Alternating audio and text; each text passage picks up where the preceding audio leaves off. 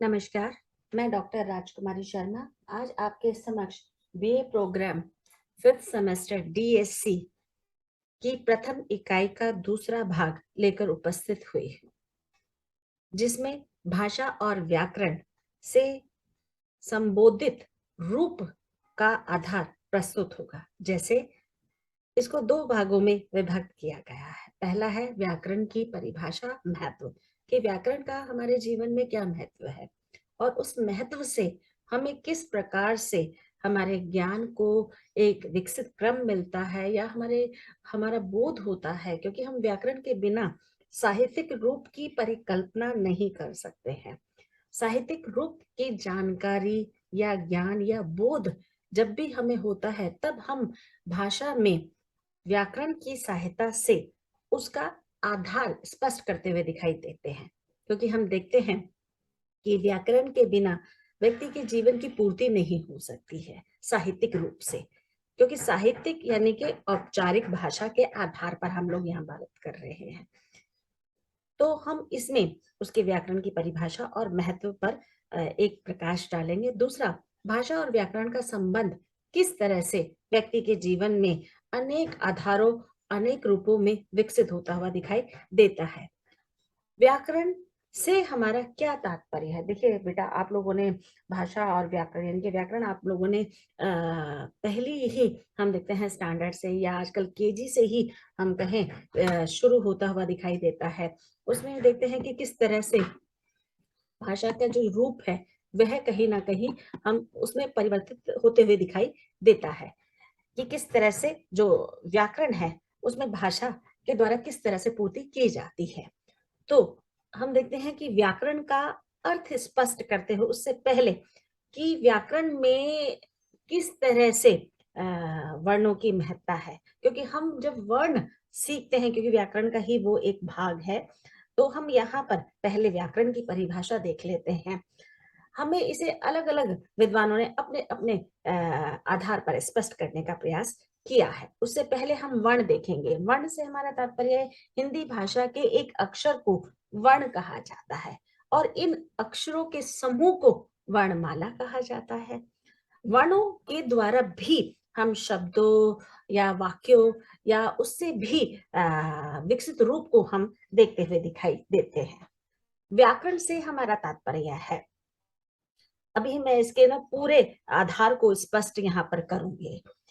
वर्ण से जो हमारा तात्पर्य हम इस रूप में भी देखते हैं कि किस तरह से वर्णों का जो रूप है वह हमारे जीवन में किस तरह से कारगर होता हुआ दिखाई देता है।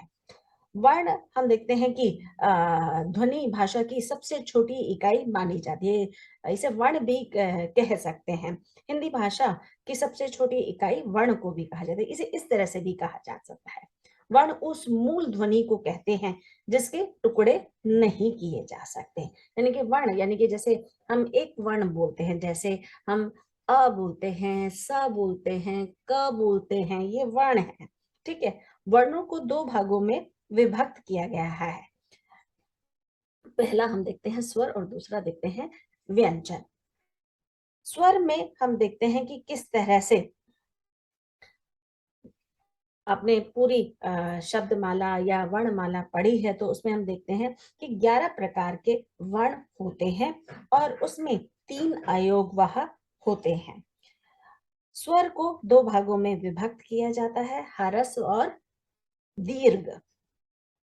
और व्यंजन को हम देखते हैं कि उसके भी बहुत सारे आधार हैं, यानी कि हम देखते हैं कि उसे भी 4 प्रकार से या 3 प्रकार से विभक्त किया जाता है। स्पर्श है, अंतस्य है, ऊष्म है। स्पर्श में हम देखते हैं कि 27 व्यंजनों का प्रादुर्भाव किया गया है, अंतस्य में 4 और ऊष्म में भी 4। तो इस तरह से हम देखते हैं और इसके द्वारा हम देखते हैं कि किस तरह से स्वर और व्यंजन मिलकर शब्द, वाक्य, उपवाक्य या उसके आगे की प्रक्रिया को सार्थक होते हुए दिखाई देते हैं। मूल जो हम कहें मूल वर्णमाला है वह उसमें 46 संख्या है स्वर और व्यंजनों की मिलाकर। तो हम देखते हैं कि स्वर को जब दो भागों में विभक्त किया गया है तो उसमें देखते हैं कि 4 आपके ह्रस्व हैं और 7 आपके दीर्घ हैं। जब आप व्याकरण लेके बैठेंगे या वर्णमाला को देखेंगे तब आप इसके पूरे इतिहास को वहां पर जान सकते हैं। और इसमें हम देखते हैं कि किस तरह से, जैसे मैंने स्पर्शी का बता ही दिया आपको कि 27 व्यंजन होते हैं, अंतस्य 4 है और 4 ही आपके ऊष्म है।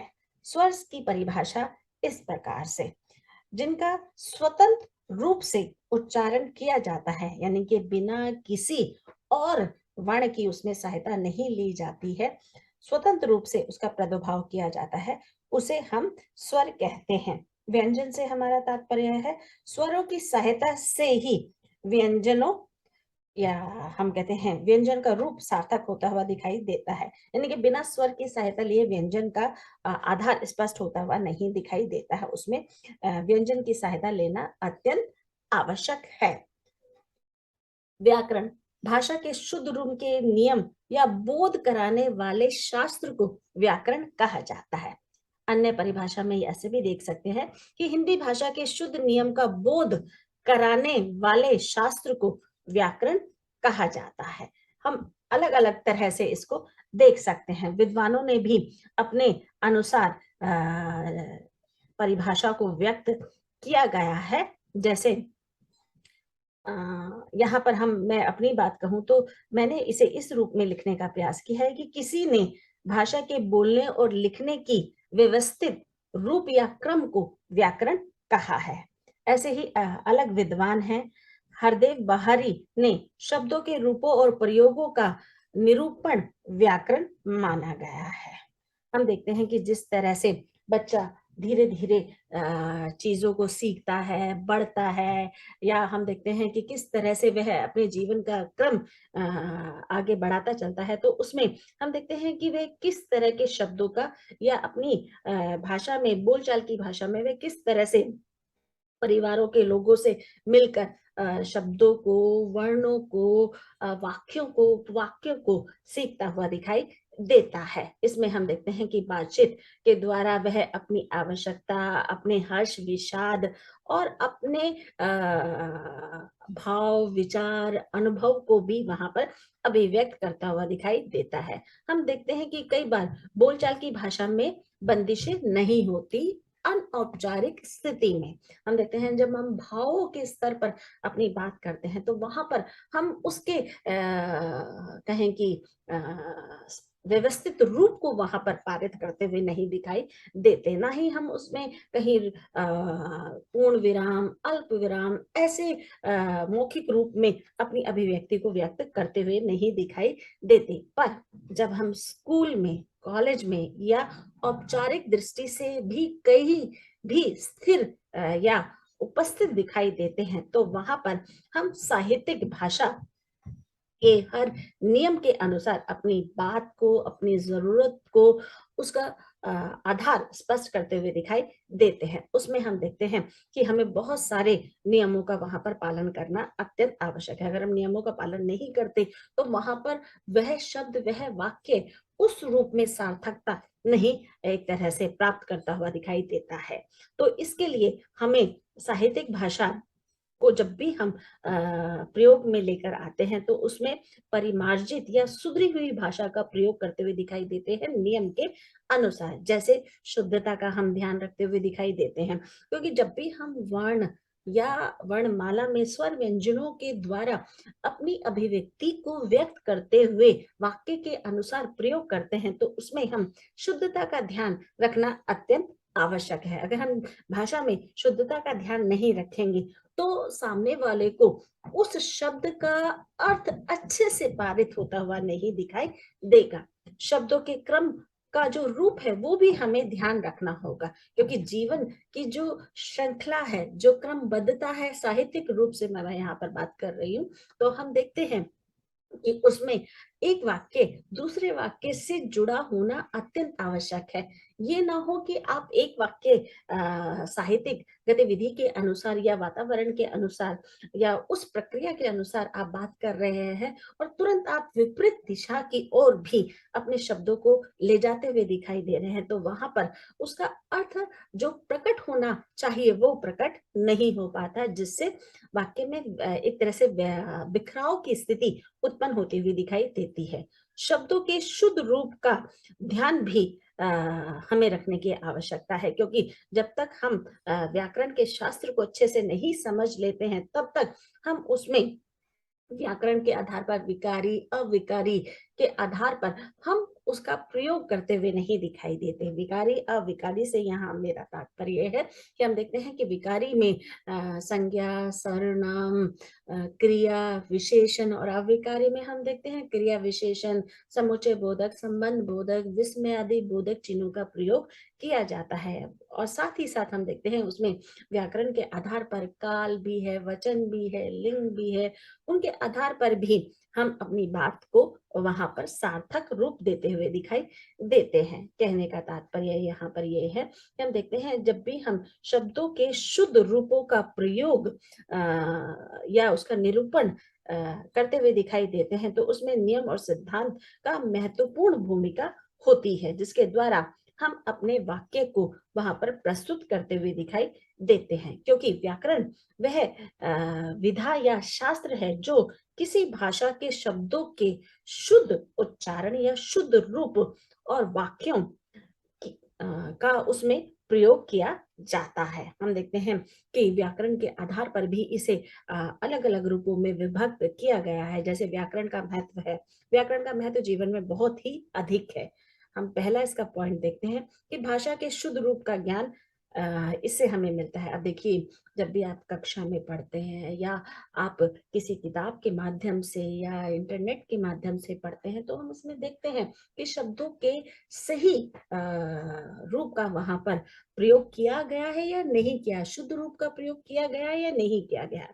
क्योंकि जब भी हम भाषा के स्तर पर देखते हैं तो वहां पर शुद्धता का आधार स्पष्ट होना अत्यंत आवश्यक है, क्योंकि जो हम सीख रहे हैं वही उसको हम आगे भी पारित करते हुए दिखाई देते हैं। तो अगर हम शब्दों के शुद्ध रूप का आधार प्रस्तुत नहीं करते हैं या उसे आत्मसात नहीं करते, और फिर हम दूसरों को भी इसी तरह से वह ज्ञान देते हुए दिखाई देते हैं, तो भाषा के आधार पर हम देखते हैं कि व्यक्ति को व्याकरण के नियमों का ज्ञान होना अत्यंत आवश्यक है, जिससे वह भाषा का शुद्ध शुद्ध रूप लिख भी सकता है और पढ़ भी सकता है, और उससे उसके शब्द भंडार उसके अन्य प्रक्रिया में उसको सहायता मिलेगी। इससे भाषा में हम देखते हैं कि स्थिरता एक रूपता और समरूपता का भी बोध होता हुआ प्राप्त दिखाई देता है। क्योंकि हम कई स्थानों पर बोलते हैं कि भाषा का परिवर्तन, भाषा एक परिवर्तनशील रूप है, और उसमें हम कई जगह ये भी देखते हैं कि भाषा में अगर स्थिरता का भाव आ जाए, स्थिरता से हमारा तात्पर्य है कि जो आप शब्दों का प्रयोग कर रहे हैं वहां पर स्थिरता है। जैसे स शब्द है तो वो स शब्द ही लिखा जाएगा। जैसे बहुत सारे ऐसे शब्द हैं हम उसका उच्चारण या उसका लिखित रूप गलत लिखते हुए दिखाई देते हैं।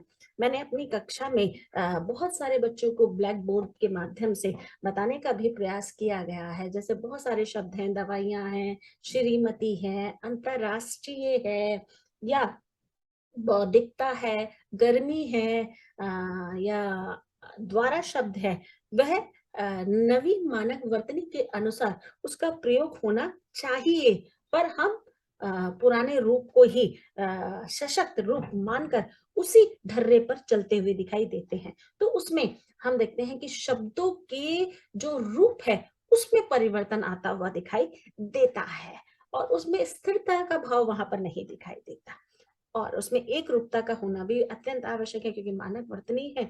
मानक वर्तनी में हम देखते हैं कि एक रूपता का भाव होना अत्यंत आवश्यकता है कि जैसा मैं बोल रही हूँ, क्योंकि हिंदी एक ऐसी भाषा है जैसा हम इसे बोलते हैं वैसा ही शब्दों का क्रम उसमें लिखते हुए भी दिखाई देते हैं। तो जो शब्द मैंने बोला है वही शब्द आप भी उसी रूप में सीख रहे हैं, तो वहां पर एक रूपता या समरूपता का बोध होता हुआ दिखाई देता है।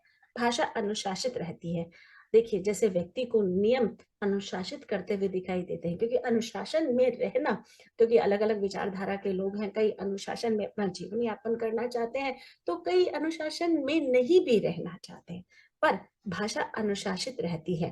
भाषा में उस तरह का अनुशासन या हम कहें विशासन नहीं उस रूप में चलता हुआ दिखाई देता है। हम देखते हैं कि जैसी भाषा हम बोल रहे हैं, जैसा सम्मान हम चाहते हैं भाषा के द्वारा, वैसा ही सम्मान दूसरे को भी हमें देना चाहिए।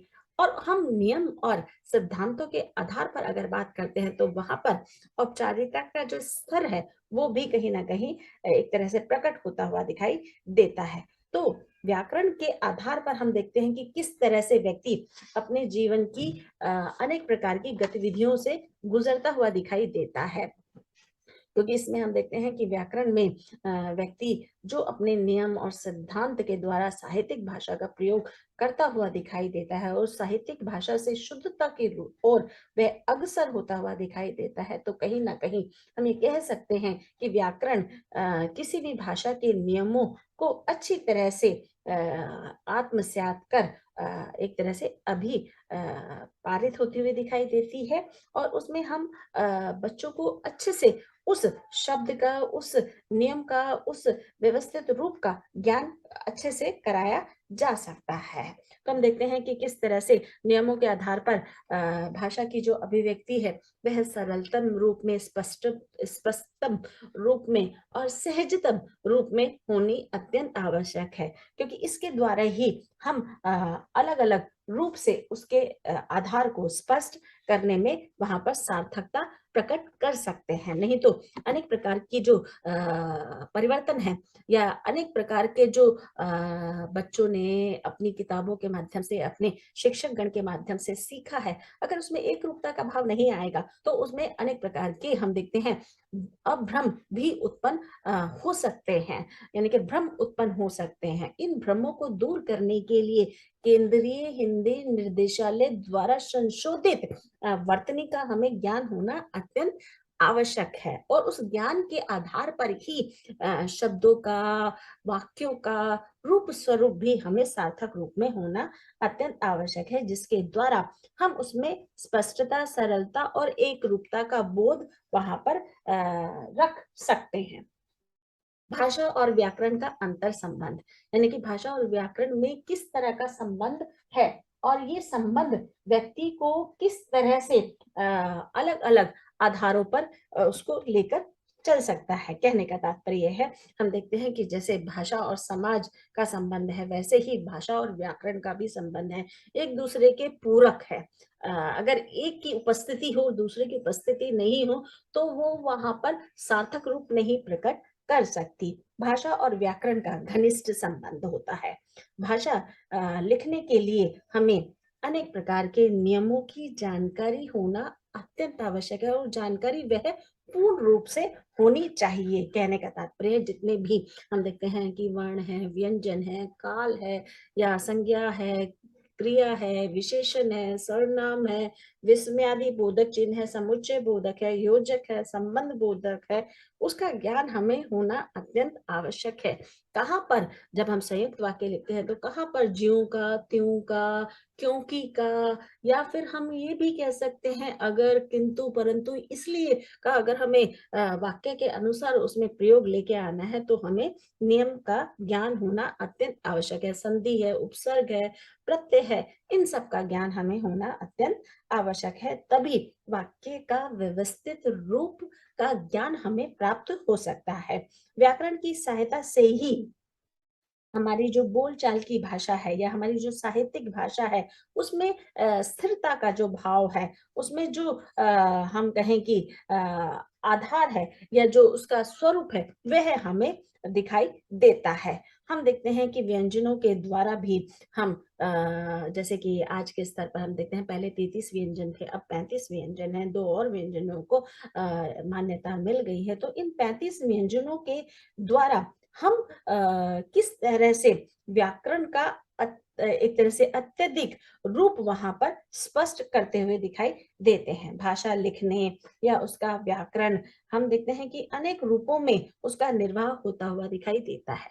एक रूपता का आधार यहाँ पर होना अत्यंत आवश्यक है। अगर एक रूपता नहीं होगी तो अनेक प्रकार की परेशानियां वहां पर जन्म ले सकती है। इसलिए भाषा में हम देखते हैं कि एक रूपता का ज्ञान होना अत्यंत आवश्यक है, जिसके द्वारा व्यक्ति उस आधार को, उस विशेषता को वहां पर रूप प्रस्तुत कर सकता है। मौखिक और लिखित रूप में व्याकरणिक साम्य होना चाहिए कि जिस तरह से आप बोल रहे हैं उसका लिखित क्रम भी वैसा ही होना चाहिए। ऐसा नहीं है कि आप बोल कुछ रहे हैं और लिख कुछ रहे हैं, मात्राओं को आपका ज्ञान नहीं है, कहाँ पर हमें स्पर्शीय व्यंजनों में रूप वहां पर स्पष्ट करना है, कहाँ पर संयुक्त व्यंजन है, कहाँ पर अनुनासिक लगाना है, कहाँ पर अनुस्वार आना चाहिए, कहाँ पर विसर्ग का प्रयोग आना चाहिए, उसमें हमें हमारे मौखिक के साथ साथ हमारा लिखित साम्य भी होना अत्यंत आवश्यक है।